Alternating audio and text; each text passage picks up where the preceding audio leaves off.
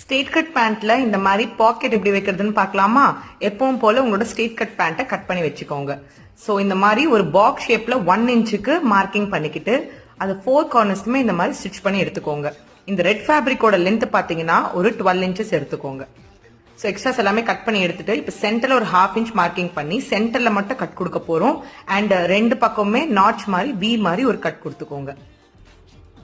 இந்த மாதிரி கட் கொடுத்துட்டு உள்பக்கமா போட்டு திருப்புங்க. ஸோ பின்னாடி பக்கம் இந்த மாதிரி வரும்.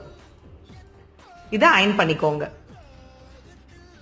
ஸோ இப்போ கரெக்டாக அந்த இதை மூடுற மாதிரி 1 இன்ச்சுக்கு ஃபோல்ட் பண்ணி 4 கார்னர்ஸ் நம்ம வந்து ஸ்டிச் பண்ண போகிறோம். அந்த ஓப்பனிங்கை தவிர மீதி எல்லாமே ஸ்டிச் பண்ணிடுங்க. ஓப்பனிங்லுமே படிமான தையல் போட்டுக்கோங்க. ஸோ இப்போ பேக் அப்படியே டபுளாக ஃபோல்ட் பண்ணி 4 கார்னர் ஸ்டிச் பண்ணி எடுத்துக்கோங்க. அழகான ஒரு பாக்கெட் ரெடி ஆயிடுச்சு. இதில் நீங்கள் என்ன வேணா வச்சுக்கலாம். இந்த மாதிரி நிறைய டியூட்டோரியலுக்கு நம்ம பேஜை ஃபாலோ பண்ணிக்கோங்க. தேங்க்யூ.